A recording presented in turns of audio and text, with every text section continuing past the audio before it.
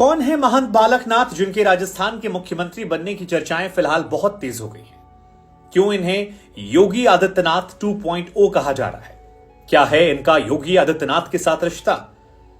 कैसे ये नारे लगने शुरू हो गए हैं कि राज तिलक की करो तैयारी, आ रहे हैं भगवाधारी? 39 साल की उम्र में बालकनाथ कैसे राजस्थान में सबसे पॉपुलर चॉइस बन गए? क्या इनकी पहचान सिर्फ एक महंत के तौर पर है या इससे ज्यादा है?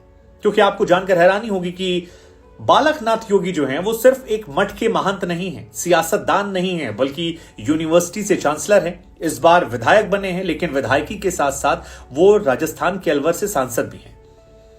मठ नाथ संप्रदाय के सेकंड सबसे पॉपुलर व्यक्ति हैं।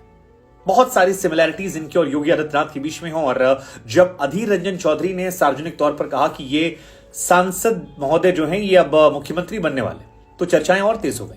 फिर दिल्ली में बुलावा आया, प्रधानमंत्री मोदी ने उन्हें बुलाया और वहां गए। पत्रकारों ने सवाल पूछा, मुस्कुराहट में गोलमोल जवाब दे दिया। लेकिन जैसे योगी आदित्यनाथ अपने गुरु से मठ की परंपराओं को आगे बढ़ाने की जिम्मेदारी पाते हैं, उनकी सियासत को बढ़ाने की जिम्मेदारी पाते हैं, वैसे ही बालकनाथ की कहानी है। हाँ, अंतर यह है कि इन्होंने स्कूल, अस्पताल के साथ साथ सियासत जो है उसका दायरा बढ़ाया। और अब राजस्थान में दरअसल 115 सीटें बीजेपी ने जीती, तो बीजेपी में सीएम उम्मीदवार को लेकर चर्चाएं तेज हो गई। वसुंधरा राजे सिंधिया, कई और बड़े नेता, पुराने मंत्री, जिनके बारे में चर्चाएं बहुत ज्यादा तेज हैं और अपने अपने समर्थक अपनी अपनी बात कर रहे हैं।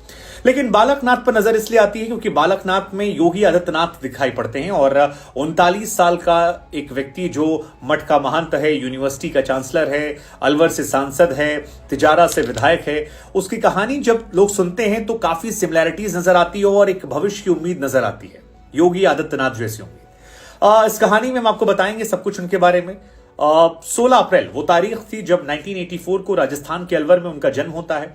पिता जो थे उनका नाम सुभाष यादव था और धार्मिक व्यक्ति थे, किसान थे। फूलचंद यादव उनके दादाजी थे जो अक्सर सत्संग में जाया करते थे और महंत खेतनाथ जी थे, उनके शिष्य बन गए। इसके बाद इनका नाम जो है वो रखा गया। शुरुआत में इनका नाम बालकनाथ नहीं था बल्कि गुरुमुख रखा गया था। और 6 साल की उम्र से ही इन्होंने अध्यात्म की तरफ अपना कदम बढ़ा दिया था। आश्रम जाने लगे थे और वहीं से सन्यासी जीवन की परंपरा जो है इनके जीवन काल में शुरू हो गई थी। तो ये सिमिलैरिटीज इनकी योगी आदित्यनाथ की तरह है। इनकी जिंदगी में बदलाव तब आया जब इन्हें बाद में महंत चांदनाथ जी के पास भेज दिया गया। और चांदनाथ जी अपने आप में एक बड़ी शख्सियत थे, पढ़े लिखे व्यक्ति, राजनीतिक शख्सियत, जिन्होंने अस्पताल खोले, स्कूल खोले, सियासत की। और वहीं से गुरुमुख का नाम जो है वो बदलकर बालकनाथ हो गया। और बाद में जब उनकी परंपरा बढ़ा तो महंत बालकनाथ हो गए और बालकनाथ ने फिर आगे बहुत सारे काम किए।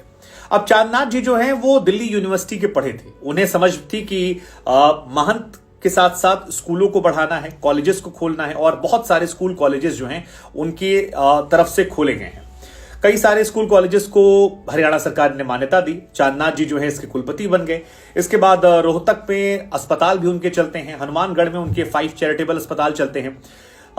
अलवर से लोकसभा का चुनाव भी उन्होंने लड़ा था, लेकिन वो चुनाव हार गए थे। बाद में विधायकी लड़ी और विधायकी जीते। 2014 में राजस्थान के अलवर से सांसद बने। बालकनाथ जी इस दौरान अपने गुरु को समर्पित थे, चांदनाथ जी। लेकिन चांदनाथ जी जब 2016 में 60 साल के होते हैं तब फिर बीमारियां उनको घेर लेती हैं। उनके गले में थ्रोट कैंसर हो जाता है और इसकी वजह से उन्होंने अपनी आश्रम की जो परंपरा थी उसका पालन करते हुए अपना शिष्य चुना, उत्तराधिकारी चुना।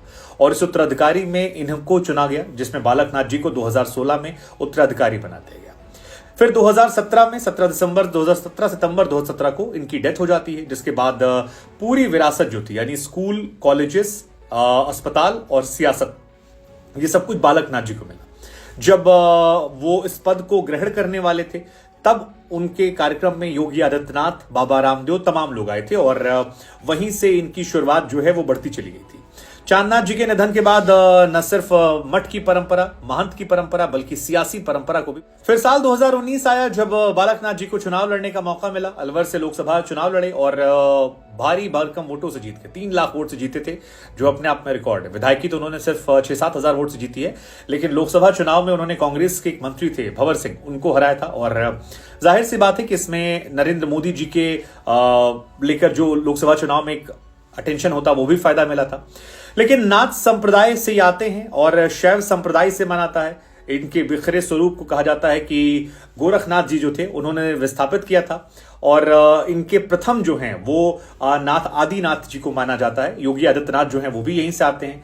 मंदिर में तमाम जो नाथ योगी होते हैं उनकी समाधियां भी मिल जाती हैं, और दिग्विजय नाथ महाराज की समाधि भी यहीं है। यूपी के मुख्यमंत्री आदित्यनाथ जी के गुरु जो हैं वो भी हैं। लेकिन बालकनाथ धीरे धीरे अपनी पॉपुलैरिटी बढ़ाते जाते हैं। एक तरफ Yogi Adityanath larger than life बन रहे थे, दूसरी तरफ ये भी लार्जर देन लाइफ बनने लगे, लोकप्रियता बढ़ने लगी।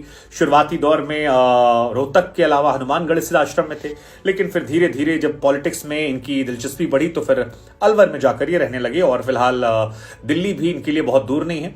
राजस्थान के सीएम बनने की बात कही जा रही है।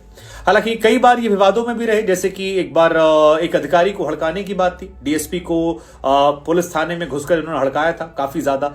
वो वीडियो और ऑडियो काफी वायरल हुआ था। 2023 जनवरी की कहानी है। कुछ जमीन खरीदने की बात को लेकर विवाद हुआ था। हालांकि विवाद पॉलिटिकल था, तो फिर उसमें हम आप पर फैसला छोड़ देते हैं, क्योंकि पॉलिटिकल इनकी तरफ से कहा गया कि विरोधियों ने जानबूझकर लगाया। ये कह रहे थे कि भाई, विरोधी कह रहे थे कि गलत तरीके से जमीन उन्होंने खरीद ली है। फिर तिजारा विधानसभा सीट से जब इमरान खान के खिलाफ चुनाव लड़ रहे थे तो उन्होंने इसको इंडिया पाकिस्तान का चुनाव कह दिया था, कि इंडिया पाकिस्तान का मैच है और सबको मेहनत करनी पड़ेगी, एक एक वोट जरूरी है, छक्का मारना होगा तभी जीतेंगे। सोशल मीडिया पर फिलहाल इनके बहुत ज्यादा फॉलोअर तो नहीं है, लेकिन फेसबुक पर 4.5 लाख, इंस्टाग्राम पर 2.5-3 लाख और ट्विटर पर 1.5 लाख के आसपास है। लेकिन अब ये फॉलोइंग बढ़ेगी क्योंकि सीएम बनने की बात चल रही है। 7 लाख वोट लोकसभा चुनाव में मिले थे, 3 लाख वोट से जीते थे। विधानसभा में 1,10,000 वोट मिले हैं, 6,000 वोट से जीते हैं। संभावना इसलिए इनके मुख्यमंत्री बनने की है क्योंकि एक तो नाथ परंपरा से आते हैं, तो हिंदुत्व कार्ड चलेगा। क्योंकि राजस्थान में काफी कुछ हुआ था, याद कीजिए वो गला काटने वाली बात जो नुपुर शर्मा केस के बाद आई थी, और बहुत सारी चीज। सो हरियाणा, राजस्थान, इस तमाम इलाकों में इनके मठ का प्रभाव है। दूसरा, मुझे लगता है कि योगी आदित्यनाथ की सेंट्रल लीडरशिप से बनती नहीं है। ऐसे में एक बैकअप प्लान, एक बैकअप नेता जो है वो बीजेपी तैयार करना चाहेगी। हालांकि इनमें योगी में डिफरेंस क्या है कि योगी जिस कास्ट से आते हैं वो ठाकुर बिरादरी है, ये जिस कास्ट से आते हैं वो यादव बिरादरी है। लेकिन देखते हैं, वसुंधरा राजे सिंधिया के पास भी अच्छे खासे विधायक हैं, लेकिन फिलहाल इनकी चर्चा काफी ज्यादा तेज है। हमें लगा इनके बारे में हम आपको बताएं, कौन है योगी बालकनाथ, जिन्हें लोग योगी आदित्यनाथ 2.0 भी कहते हैं। कहानी अगर अच्छी लगी हो तो शेयर कीजिएगा, बाकी बताइएगा कौन सीएम बनने वाला।